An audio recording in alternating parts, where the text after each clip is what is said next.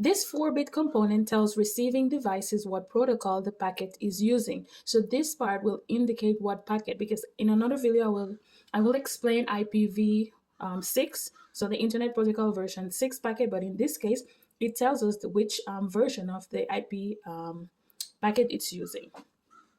The next part we have is the HLEN. This is the IP header length. So this is the length, or it tells you the length of the data packet. And the HLEN or HLEN is the packet's header length. This value indicates where the packet header ends and the data segment begins. Then we have the service type. So the type of service, which would be, also, this is 4 bits. So the HLEN is 4 bits and the service type is 8 bits. So that's the size. And what does the type of service, what's the function in the data packet? Well, routers prioritize packets for delivering to maintain quality of service on the network. The type of service field provides the router with this specific information. Okay, so it prioritizes the order of the delivery of the information. Then we have the total length of the packet, which is 16 bits. And if you notice, if we put all of these together, we get the 34 bits, which is the total size of the header part of the packet. Let me just turn the camera a little bit more to my, okay. So the total length, this field communicates the length of the entire IP packet, including the header and the data. The maximum size of an IPv4 packet is 65,535 bytes. So that's the complete size. Let me just write it up here. Let me try not to erase. So it's 65,535 bytes. Okay. So that's the size of the IPv packet. Then we have let me just turn it a little bit around, the identification part, which here for IPv4 packets that are larger than 65,535 bytes, the packets are divided or fragmented into smaller IP packets. So whenever it's larger than that size, they have to break them up in order for the data to be delivered accordingly. Okay, so the identification field provides a unique identifier for all the fragments of the original IP packet. So let's say that the IP packet is divided into 4 pieces, okay? This part makes sure that each piece of the fragment has a unique identifier, which will be able to allow it to reassemble once it arrives to the destination, if that makes sense. So it provides a unique identifier for all the fragments of the original IP packet so that they can be reassembled once they reach their destination. So that's the function of the identification part of the IPv packet. And this is 16 bits. Okay, flag, which is only 3 bits.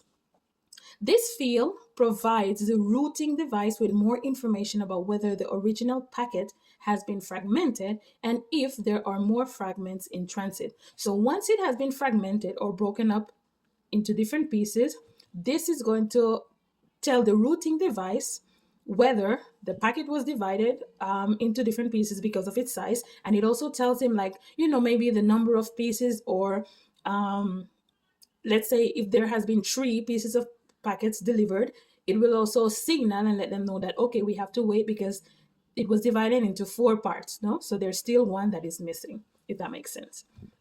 Then over here, let me turn the camera a little bit. We have fragmentation offset. The fragment offset field tells routing devices where in the original packet the fragment belongs, okay? So remember, whenever the packet is broken up, all of this information is very important for it to be reassembled in the correct form.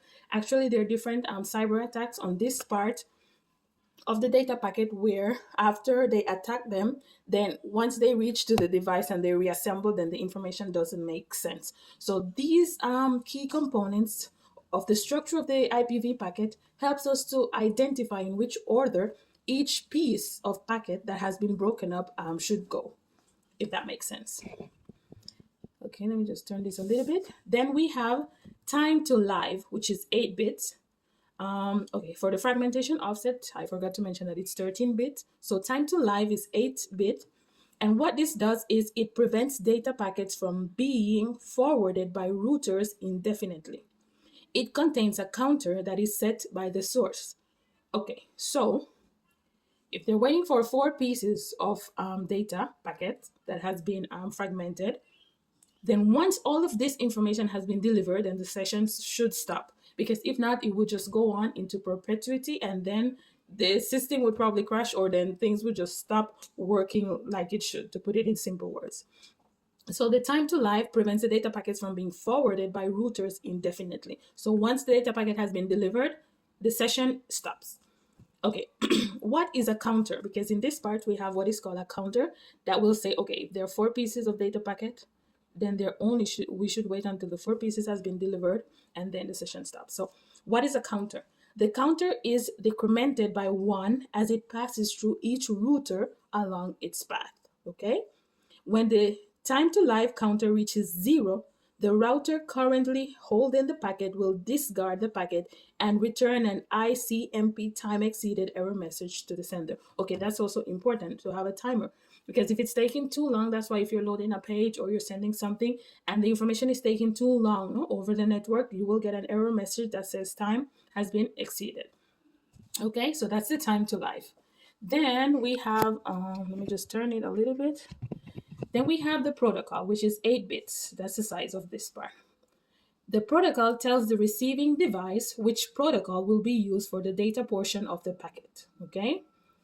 Then we have the header to checksum, which is 16 bits. It's a little bit bigger. And this contains a checksum that can be used to detect corruption of the Internet Protocol header in transit. Corrupted packets are discarded. So if there's anything wrong, let's say a threat actor has intervened and something has been done to corrupt the data packet, then it will be discarded. Okay. Let's see. I'm sorry, I cannot get all the drawing just in one image, so I have to turn the camera.